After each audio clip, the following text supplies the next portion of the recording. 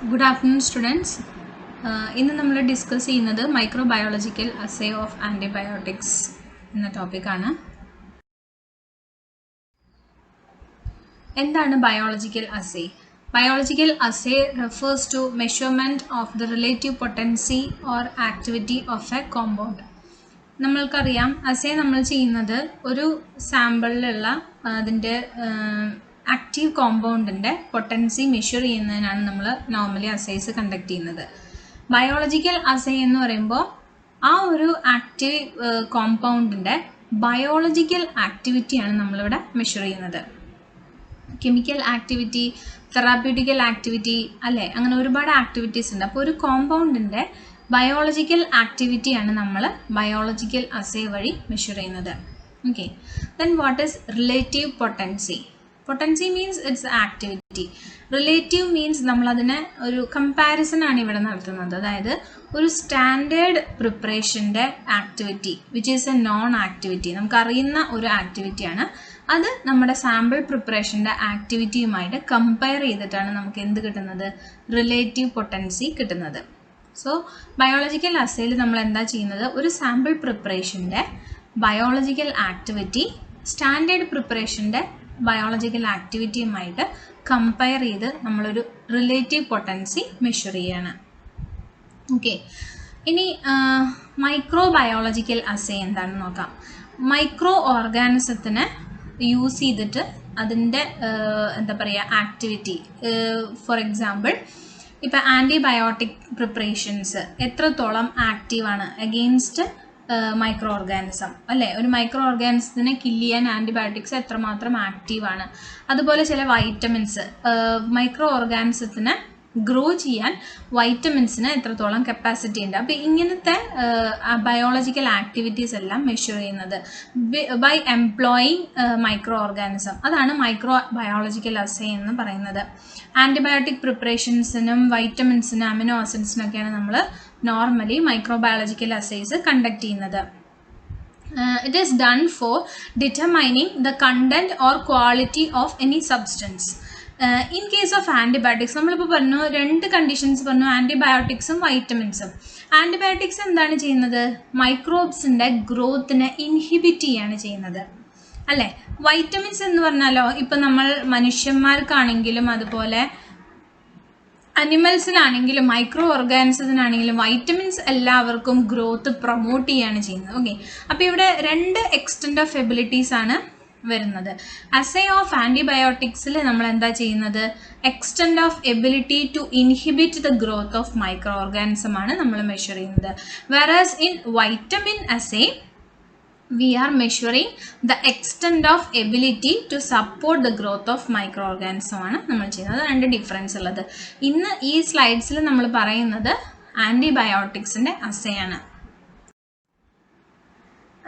അതുപോലെ പല type organism നമുക്ക് മൈക്രോബയോളജിക്കൽ അസേയിൽ യൂസ് ചെയ്യാം. ഈസ്റ്റ് യൂസ് ചെയ്യാം, ഫംഗൈ ആൻഡ് ബാക്ടീരിയാസിനെയൊക്കെ നമുക്ക് കോമൺ ആയിട്ടും ബാക്ടീരിയ ഫംഗൈ ഒക്കെയാണ് നമ്മൾ ഉപയോഗിക്കുന്നത്. ഓക്കെ, ഇനി determination of relative potency of activity of a compound is based upon a comparison of the predicted effect by non-concentration of the standard preparation of microbiological compound having a non-activity. Okay, നേരത്തെ പറഞ്ഞ പോലെ തന്നെ ഒരു standard preparation അതിൻ്റെ കോൺസെൻട്രേഷനും അതിൻ്റെ activity എല്ലാം നമുക്ക് non ആയിരിക്കും. അതിന് നമ്മളുടെ ഒരു സാമ്പിളുമായിട്ട് നമ്മൾ കമ്പയർ ചെയ്യാണ് ഇവിടെ ചെയ്യുന്നത്. രണ്ട് മെത്തേഡ്സ് വഴിയാണ് മൈക്രോബയോളജിക്കൽ അസേസ് റെഗുലർലി കണ്ടക്ട് ചെയ്യുന്നത്. സിലിണ്ടർ പ്ലേറ്റ് മെത്തേഡ്, നമ്മൾ ഡിസിൻഫെക്റ്റൻസിൻ്റെ ഇവാലുവേഷനിൽ പഠിച്ച അതേ മെത്തേഡുകൾ തന്നെയാണ് ഇവിടെ വരുന്നത്. സിലിണ്ടർ പ്ലേറ്റ് മെത്തേഡ് അല്ലെങ്കിൽ കപ്പ് പ്ലേറ്റ് മെത്തേഡ് അല്ലെങ്കിൽ ഡിസ്ക് ഡിഫ്യൂഷൻ മെത്തേഡ്. ഇതിൻ്റെ വ്യത്യാസം എന്താണ്? സിലിണ്ടർ പ്ലേറ്റ് എന്ന് പറയുമ്പോൾ metallic cylinders, small sterile metallic cylinders നമുക്ക് ഉപയോഗിക്കാം. കപ്പ് പ്ലേറ്റ് എന്ന് പറയുമ്പോൾ നമ്മൾക്ക് സ്റ്റെറൈൽ ബോറർ വെച്ചിട്ട് നമുക്ക് അഗാറിൻ്റെ ഉള്ളിൽ തന്നെ വെൽസ് കട്ട് ചെയ്യാം. അല്ലെങ്കിൽ ഡിസ്ക് ഡിഫ്യൂഷൻ, ഫിൽട്ടർ പേപ്പർ പോലെയുള്ള അല്ലെങ്കിൽ ആൻറ്റിബയോട്ടിക്സിൻ്റെ ഡിസ്ക്സ് അവൈലബിൾ ആണ്, പേപ്പർ ഡിസ്ക്സ്. അത് ഉപയോഗിച്ചിട്ട് നമുക്ക് കണ്ടക്ട് ചെയ്യാം. അപ്പോൾ ഏത് വഴി വേണമെങ്കിലും നമുക്ക് cylinder plate, cup plate, disc diffusion അതെല്ലാം ഒരേ കാറ്റഗറിയിൽ വരുന്ന മെത്തേഡാണ്. അപ്പോൾ that's one category. Next tube assay method or turbidimetric method. ഇങ്ങനെ 2 മെത്തേഡ് വഴിയാണ് മൈക്രോബയോളജിക്കൽ അസേസ് നമ്മൾ കണ്ടക്ട് ചെയ്യുന്നത്. ഇനി the potency of an antibiotic product is expressed as a ratio of the dose that inhibit the growth of susceptible microorganism to the dose of a standard reference. നേരത്തെ പറഞ്ഞ അതേ point തന്നെ ഒന്നുകൂടി repeat ചെയ്യുന്നു. Next നമ്മൾ potency express ചെയ്യുന്നത് unit വൈസിൽ അല്ലെങ്കിൽ microgram വൈസിലൊക്കെയാണ് നമ്മളത് എക്സ്പ്രസ് ചെയ്യുന്നത്. മൈക്രോഗ്രാം എന്ന് പറയുമ്പോൾ ഒരു സിംഗിൾ ആക്റ്റീവ് ഇൻഗ്രീഡിയൻറ്റിൻ്റെ ആക്ടിവിറ്റിയാണ് നമ്മൾ ബേസ് ചെയ്തിരിക്കുന്നത്. യൂണിറ്റ് എന്ന് പറയുമ്പോൾ മോർ ദാൻ 1 ആക്റ്റീവ് ഇൻഗ്രീഡിയൻസ് ഉണ്ടെങ്കിൽ നമ്മൾ യൂണിറ്റ് ആയിട്ടാണ് അത് എക്സ്പ്രസ് ചെയ്യുന്നത്. ആ പൊട്ടൻസി, ആ റിസൾട്ട് നമ്മൾ എക്സ്പ്രസ് ചെയ്യുന്നത്. ഓക്കെ, ഇനി കപ്ലേറ്റ് മെത്തേഡ് അല്ലെങ്കിൽ ഡിസ്ക് ഡിഫ്യൂഷൻ മെത്തേഡ് വളരെ ഷോർട്ടായിട്ട് പറയുകയാണെങ്കിൽ ഇത് കണ്ടക്ട് ചെയ്യുന്നത് സോളിഡ് ന്യൂട്രിയൻറ്റ് അഗാർ പ്ലേറ്റിലാണ്. ഓക്കെ, അഗാർ പ്ലേറ്റ്സ് എന്ന് പറയുമ്പോൾ തന്നെ നമുക്കറിയാം സോളിഡ് ആയിട്ടുള്ള അഗാർ മീഡിയയാണ് അതിൽ ഉപയോഗിക്കുന്നത്. അപ്പോൾ ഫസ്റ്റ് അതിൻ്റെ പ്രിപ്പറേഷൻ, ദെൻ ഓർഗാനിസത്തിന് നമ്മൾ അതിലേക്ക് ഇനോക്കുലേറ്റ് ചെയ്യുന്നു, ദെൻ നമ്മളതിൽ സ്റ്റിറൈൽ ബോറർ വെച്ച് വെൽസ് കട്ട് ചെയ്യുന്നു അല്ലെങ്കിൽ ഡിസ്ക്സ് പ്ലേസ് ചെയ്യുന്നു. അതിനുശേഷം പല കോൺസെൻട്രേഷനിൽ നമ്മൾ പ്രിപ്പയർ ചെയ്ത് വെച്ച നമ്മുടെ ആൻറ്റിബയോട്ടിക് സൊല്യൂഷൻസ് അതിലേക്ക് ഫില്ല് ചെയ്ത് കൊടുക്കുന്നു, ഇൻക്യുബേറ്റ് ചെയ്യുന്നു. ആഫ്റ്റർ ഇൻക്യുബേഷൻ മൈക്രോബ്സിൻ്റെ ഗ്രോത്ത് വരും. പക്ഷേ ഈ വെൽസിൻ്റെ ചുറ്റും എന്തുണ്ടാവും? ആ ഗ്രോത്ത് ഉണ്ടായി കാണില്ല. അപ്പോൾ അവിടെ ഒരു സോൺ ഓഫ് ഇൻഹിബിഷൻ കാണും. അത് നമ്മൾ മെഷർ ചെയ്യുന്നു. ടർബിഡിമെട്രിക് മെത്തേഡിലാണെങ്കിൽ നമ്മളത് ലിക്വിഡ് മീഡിയയിലാണ് കണ്ടക്ട് ചെയ്യുന്നത്. So preparation of nutrient broth, അതാണ് ആദ്യത്തെ സ്റ്റെപ്പ്. ടർബിഡിറ്റി എപ്പോഴും ലിക്വിഡ് മീഡിയയിലാണ് നമ്മൾ ടർബിഡിമെട്രിക് മെത്തേഡ് കണ്ടക്ട് ചെയ്യുന്നത്. ദെൻ നമുക്കത് അപ്പോൾ ന്യൂട്രിയൻറ്റ് ബ്രോത്ത് ആണ് ഇവിടെ യൂസ് ചെയ്യുന്നത് മീഡിയ ആയിട്ട്. അതിലേക്ക് നമ്മൾ ഓർഗാനിസത്തിന് ഇനോക്കുലേറ്റ് ചെയ്യുന്നു, ദെൻ ആൻറ്റിബയോട്ടിക്സ് ആഡ് ചെയ്യുന്നു, പല കോൺസെൻട്രേഷനുള്ള ആൻറ്റിബയോട്ടിക്സ് ആഡ് ചെയ്യുന്നു, ഇൻക്യുബേറ്റ് ചെയ്യുന്നു. ആഫ്റ്റർ ഇൻക്യുബേഷൻ അതിൽ ഗ്രോത്ത് വന്നിട്ടുണ്ടായിരിക്കും. അപ്പോൾ നമ്മൾ അതിൻ്റെ ടർബിഡിറ്റി സ്പെക്ട്രോഫോട്ടോമീറ്ററൊക്കെ വെച്ചിട്ട് നമ്മൾ അതിൻ്റെ ടർബിഡിറ്റി മെഷർ ചെയ്യുന്നു. അപ്പോൾ കപ്ലേറ്റ് മെത്തേഡിലേക്ക് നമുക്ക് ആദ്യം കടക്കാം. അതിൽ ആദ്യം വരുന്നത് പ്രിപ്പറേഷൻ ഓഫ് മീഡിയ ആണ്. നമ്മൾ പറഞ്ഞു ന്യൂട്രിയൻ്റ് അഗാർ മീഡിയ ആണ്, സോളിഡ് ആയിട്ടുള്ള മീഡിയ ആണ് നമ്മൾ അതിന് ഉപയോഗിക്കുന്നതെന്ന് പറഞ്ഞു. അതിന് എല്ലാ ഇൻഗ്രീഡിയൻസ് ഉള്ള ചില സ്റ്റാൻഡേർഡ് മീഡിയാസ് ഉണ്ട്. അത് നിങ്ങൾ ടെക്സ്റ്റ് റെഫർ ചെയ്യുക, അപ്പോൾ നിങ്ങൾക്കത് കിട്ടും. ഈ സ്റ്റാൻഡേർഡ് മീഡിയ വെച്ചിട്ട് നമ്മൾ അഗാർ പ്ലേറ്റ്സ് നമ്മൾ ആദ്യം മേക്ക് ചെയ്യുന്നു. അതിലേക്ക് നമ്മൾ എന്ത് ചെയ്യും? നമ്മൾ ബാക്ടീരിയാസിനെ ഇനോക്കുലേറ്റ് ചെയ്യും. ഓക്കെ, ഇനി മീഡിയ മേക്ക് ചെയ്യുമ്പോൾ നമ്മൾ ഇൻഗ്രീഡിയൻസ് എല്ലാം ആദ്യം വാട്ടറിൽ ഡിസോൾവ് ചെയ്ത് സഫിഷ്യൻ്റായി ഒരു 1000 ml പ്രിപ്പയർ ചെയ്യാം. അതിനുശേഷം നമുക്ക് അതിൻ്റെ pH വന്നിട്ട് അഡ്ജസ്റ്റ് ചെയ്യണം. pH അഡ്ജസ്റ്റ് ചെയ്യാൻ നമ്മൾ ഉപയോഗിക്കുന്നത് 1 മോളാർ സോഡിയം ഹൈഡ്രോക്സൈഡ് അല്ലെങ്കിൽ 1 മോളാർ ഹൈഡ്രജൻ ക്ലോറൈഡ് ആണ് ഉപയോഗിക്കുന്നത്. ഓക്കെ, pH വന്നത് 6.5 to 7.5 ആണ് ആ മീഡിയയുടെ pH വേണ്ടത്. അതാണ് ബാക്ടീരിയ അല്ലെങ്കിൽ മൈക്രോ ഓർഗാനിസത്തിൻ്റെ ഗ്രോത്തിന് അത്യാവശ്യമായിട്ടുള്ളൊരു pH. നെക്സ്റ്റ് നമുക്ക് വേണ്ടത് ബഫർ സൊല്യൂഷൻസ് ആണ്.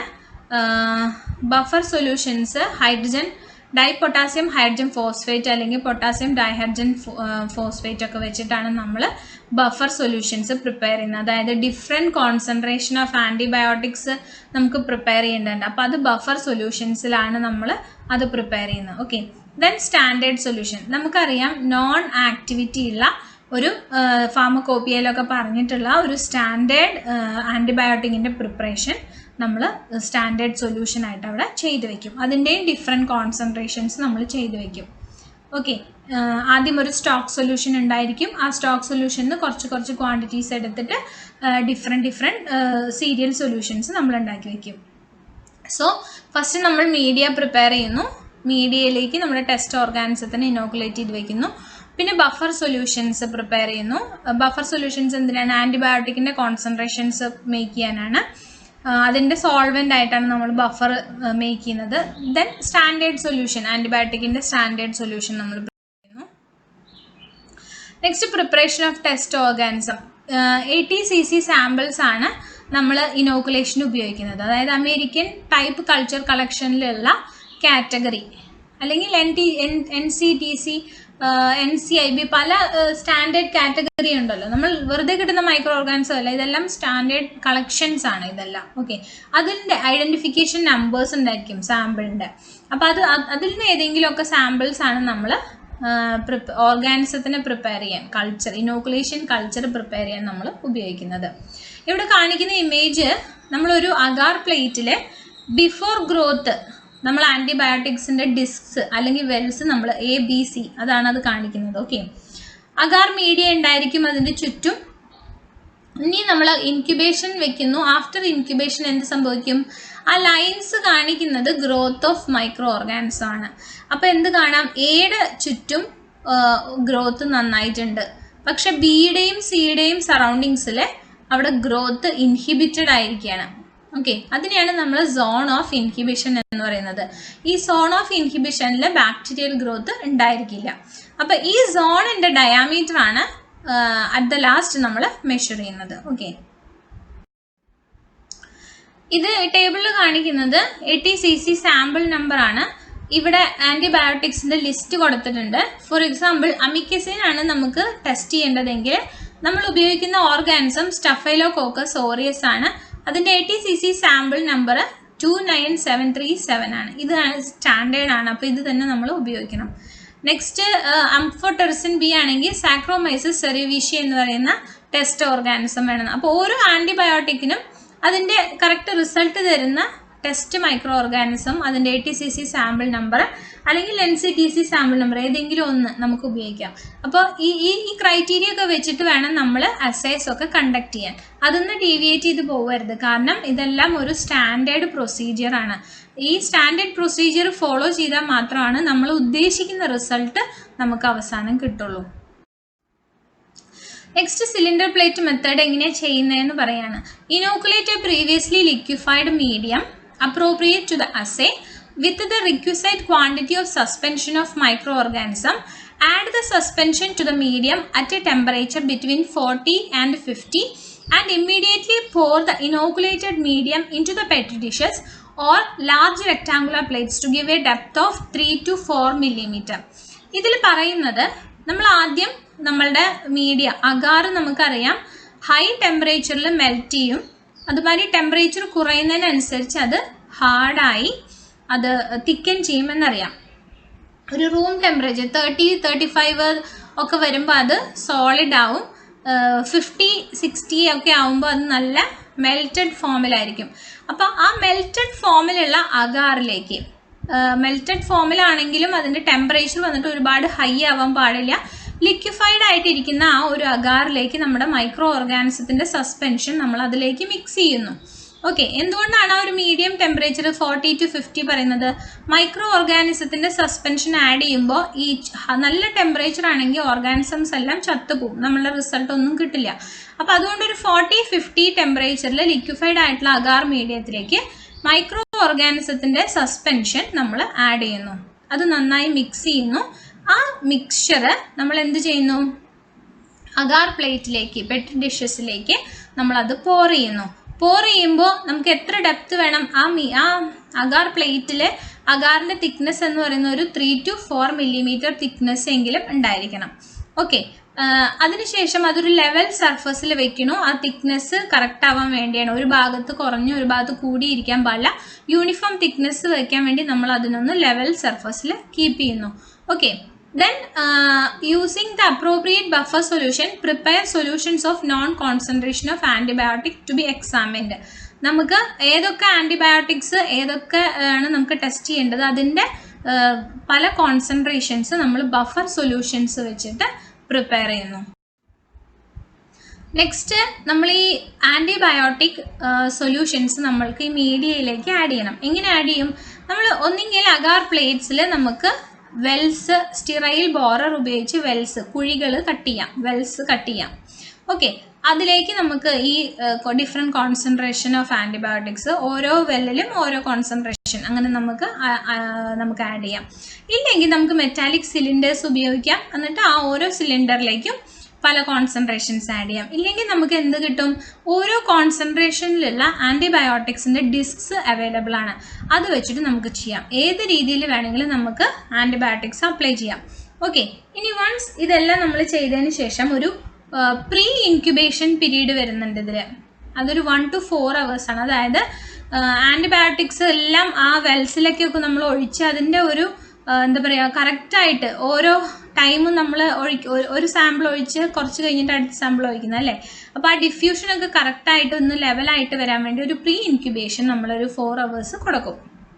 ദെൻ നമ്മൾ നോർമൽ ആയിട്ടുള്ള ഇൻക്യുബേഷനിലേക്ക് പോകും. 18 hours ഏകദേശം നമ്മൾ വെക്കും. ഒരു 37 degree Celsius നമ്മൾ ഇൻക്യുബേറ്റ് ചെയ്യാൻ വെക്കും.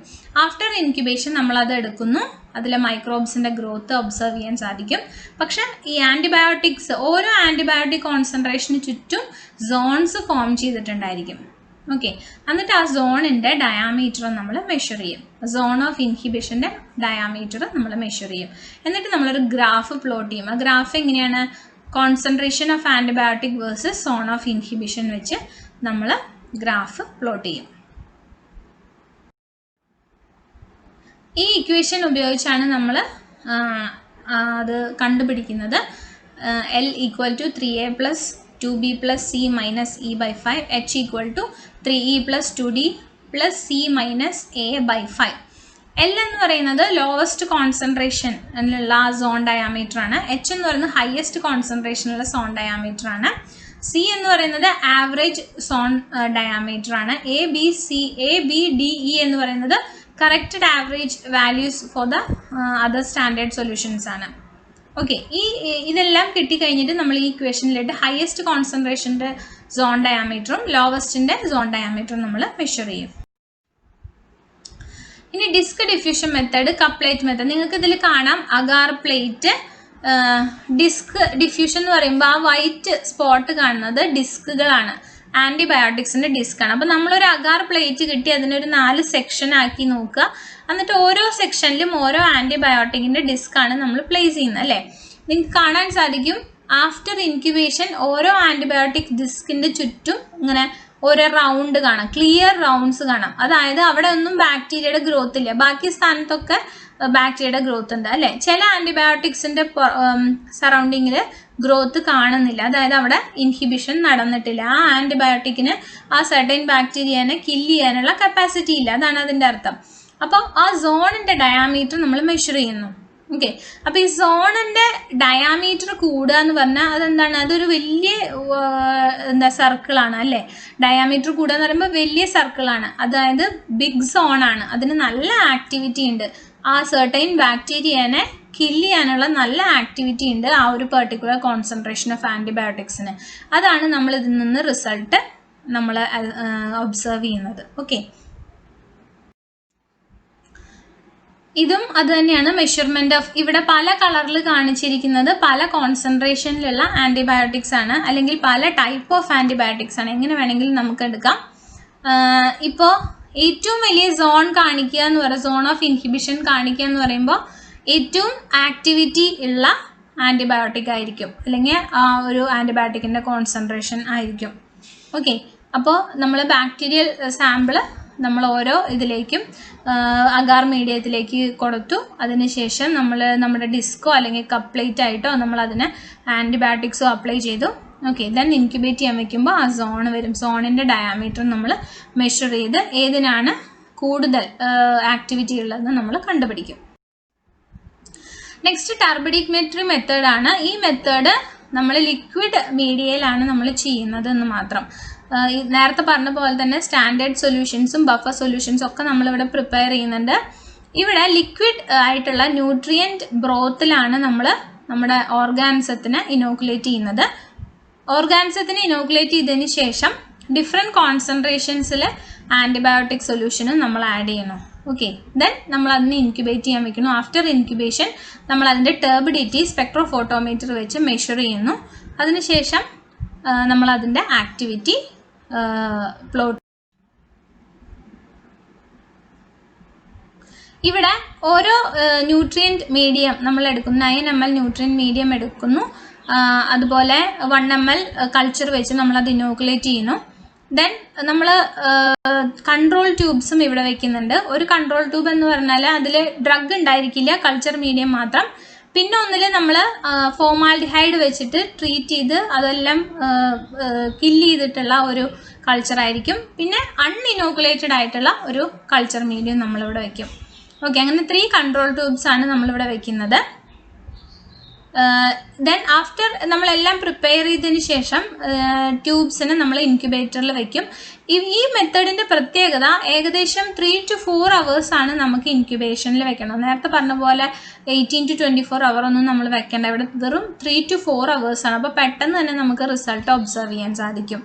ഓക്കെ, അങ്ങനെയാണ് ഈ മെത്തേഡിൽ വരുന്നത്. ഇൻക്യുബേഷന് ശേഷം ഓരോ ടെസ്റ്റ് ട്യൂബിലേക്ക് നമ്മളൊരു 0.5 ml ഫോമാൽഡിഹൈഡ് സൊല്യൂഷൻ ഒഴിച്ചു കൊടുക്കും. ദെൻ നമ്മൾ അതിൻ്റെ അബ്സോർബൻസ് സ്പെക്ട്രോഫോട്ടോമീറ്ററിൽ മെഷർ ചെയ്യാം. മറ്റ് 530 നാനോമീറ്റർ ടർബിഡിറ്റി മെഷർ ചെയ്യാൻ വേണ്ടിയാണത്. ഓക്കെ, ഇതതിൻ്റെ സ്റ്റെപ്സ് ഇൻ ഷോർട്ടാണ്. ആദ്യം നമ്മൾ എന്താ പറയുക, 1 ml ടെസ്റ്റ് സൊല്യൂഷൻ സ്റ്റാൻഡേർഡ് സൊല്യൂഷനും അതിൻ്റെ ട്രിപ്ലിക്കേറ്റ്സും ഉണ്ടാക്കും. അതിന് 2 കൺട്രോൾ ട്യൂബ്സും ഉണ്ടാക്കും. 9 ml ഇനോക്കുലേഷൻ നമ്മൾ ഓരോ ട്യൂബിലേക്ക് നമ്മൾ മീഡിയയുടെ ഇനോക്കുലേഷൻ ചെയ്യും. ദെൻ നമ്മളതിനെ എന്ത് ചെയ്യും, ഇൻക്യുബേറ്ററിൽ വെക്കും. ഇൻക്യുബേറ്ററിന് ശേഷം അതിലേക്ക് 0.5 ml ഡൈലൂട്ട് ഫോമാൽഡിഹൈഡ് ആഡ് ചെയ്യും. ദെൻ നമ്മളതിൻ്റെ അബ്സോർബൻസ് മെഷർ ചെയ്യും, മറ്റ് 530 നാനോമീറ്റർ. ഇവിടെയും സെയിം ഇക്വേഷൻ തന്നെയാണ് വരുന്നത്. ഹയസ്റ്റ് അബ്സോർബൻസും ലോവസ്റ്റ് അബ്സോർബൻസും ആണ് ഇവിടെ കാൽക്കുലേറ്റ് ചെയ്യുന്നത്. ഇതാണ് മെത്തേഡ്. ബാക്ടീരിയയുടെ ന്യൂട്രിയൻറ്റ് മീഡിയ കൾച്ചർ ഉണ്ടായിരിക്കും. ഓക്കെ, പിന്നെ എന്തുണ്ടായിരിക്കും, സ്റ്റാൻഡേർഡ് ആൻറ്റിബയോട്ടിക് സൊല്യൂഷൻ ഉണ്ടായിരിക്കും. അതുപോലെ ആൻറ്റിബയോട്ടിക് നമ്മുടെ കണ്ടുപിടിക്കേണ്ട സാമ്പിളും ഉണ്ടായിരിക്കും. 3 കൺട്രോൾ ട്യൂബ്സ് ഉണ്ടാവും. കൺട്രോൾ ട്യൂബ്സ്, ഒന്ന് കൾച്ചർ കൺട്രോൾ, ഒന്ന് ഫോമാൽഡിഹൈഡ് വെച്ച് ട്രീറ്റ് ചെയ്തത്, ഒന്ന് അൺഇനോക്കുലേറ്റഡ് കൾച്ചർ. ഓക്കെ, ദെൻ നമ്മൾ ഓരോന്നിൻ്റെയും ടെസ്റ്റ് ട്യൂബ് പ്രിപ്പറേഷൻസ്, അതായത് സ്റ്റാൻഡേർഡിൻ്റെയും സാമ്പിളിൻ്റെയും കുറച്ച് ഡിഫറെൻറ്റ് കോൺസെൻട്രേഷൻസ് ഓഫ് എന്താ പറയുക ആൻറ്റിബയോട്ടിക് പ്രിപ്പറേഷൻസ് നമ്മൾ ഉണ്ടാക്കണം. ഓക്കെ, ദെൻ അതിനെ നമ്മൾ ഇൻക്യുബേറ്റ് ചെയ്യാൻ വയ്ക്കുന്നു. ആഫ്റ്റർ ഇൻക്യുബേഷൻ നമ്മൾ ടർബിഡിറ്റി മെഷർ ചെയ്യുന്നു. ഇതിൻ്റെ ബേസിക് ആയിട്ടുള്ളൊരു കാര്യം ഇത്രയേ ഉള്ളൂ. മീഡിയാസ് നമ്മൾ പ്രിപ്പയർ ചെയ്യുന്നു. മീഡിയയിലേക്ക് നമ്മൾ എന്ത് ചെയ്യുന്നു, നമ്മുടെ കൾച്ചറും കൂടി ആഡ് ചെയ്യണം അല്ലേ. മീഡിയ വിത്ത് ബാക്ടീരിയ, അത് അങ്ങനെ സൊല്യൂഷൻസ് നമ്മൾ പ്രിപ്പയർ ചെയ്യുന്നു. ഓക്കെ, ദെൻ നമ്മൾ അതിലേക്ക് എന്ത് ചെയ്യുന്നു, നമ്മളുടെ ടെസ്റ്റ് ചെയ്യേണ്ട ആൻറ്റിബയോട്ടിക്സ്, അത് ടെസ്റ്റ് സാമ്പിൾ പ്രിപ്പറേഷൻസ് ഒരു set, standard preparation, non quantity ഉള്ള സ്റ്റാൻഡേർഡ് പ്രിപ്പറേഷൻസ്, നമുക്ക് വാല്യൂസ് ഒക്കെ അറിയുന്നതായിരിക്കും സ്റ്റാൻഡേർഡിൻ്റെ, അതും 2 സെറ്റായിട്ട് നമ്മൾ പ്രിപ്പയർ ചെയ്യുന്നു. അപ്പോൾ ഒരു ടെസ്റ്റ് ട്യൂബിൽ എന്തെല്ലാം ഉണ്ട്, മീഡിയ ഉണ്ടായിരിക്കും, ബാക്ടീരിയൽ കൾച്ചറൽ സൊല്യൂഷൻ ഉണ്ടായിരിക്കും, അതുപോലെ ആൻറ്റിബയോട്ടിക്കിൻ്റെ ഓരോ കോൺസെൻട്രേഷനും ഉണ്ടായിരിക്കും. ഓക്കെ, അങ്ങനെയാണ് ഓരോ ടെസ്റ്റ് ട്യൂബിൻ്റെയും കണ്ടൻറ്റ് വരുന്നത്. ഇനി ഇതിനെ നമ്മൾ ഇൻക്യുബേറ്റ് ചെയ്യണം. ഇൻക്യുബേറ്റ് ചെയ്തതിന് ശേഷം ടർബിഡിറ്റി നോക്കണം. ടർബിഡിറ്റിയുടെ ബേസിൽ നമ്മളത് റിസൾട്ട് പ്രഡിക്റ്റ് ചെയ്യണം. ഇപ്പോൾ ഇങ്ങനെ നമുക്ക് 2 microgram per ml, 4 microgram per ml, 8, അതെല്ലാം ഒരു ആൻറ്റിബയോട്ടിക്കിൻ്റെ കോൺസെൻട്രേഷനാണ് അല്ലേ. ഇപ്പം നിങ്ങൾക്ക് കാണാം ആൻറ്റിബയോട്ടിക് 32 മൈക്രോഗ്രാം പെർ ml ഉള്ളതിലാണെങ്കിൽ വളരെ ക്ലിയർ സൊല്യൂഷനാണ്, അതായത് അവിടെ മൈക്രോ ഓർഗാനിസത്തിൻ്റെ ഗ്രോത്ത് ഇല്ല. 2 മൈക്രോഗ്രാം പെർ ml ആണെങ്കിൽ നല്ല ടർബിഡായിട്ടാണ് ഇരിക്കുന്നത് അവിടെ മൈക്രോ ഓർഗാനിസം. അപ്പോൾ ആ ആൻറ്റിബയോട്ടിക്കിൻ്റെ ആ പെർട്ടിക്കുലർ കോൺസെൻട്രേഷന് ആക്ടിവിറ്റി ഇല്ല എന്നുള്ളതാണ് നമ്മളതൊന്ന് ഒബ്സർവ് ചെയ്യുന്നത്. ഇങ്ങനെയാണ് നമ്മൾ അസേസ് കണ്ടക്ട് ചെയ്യുന്നത്. Thank you.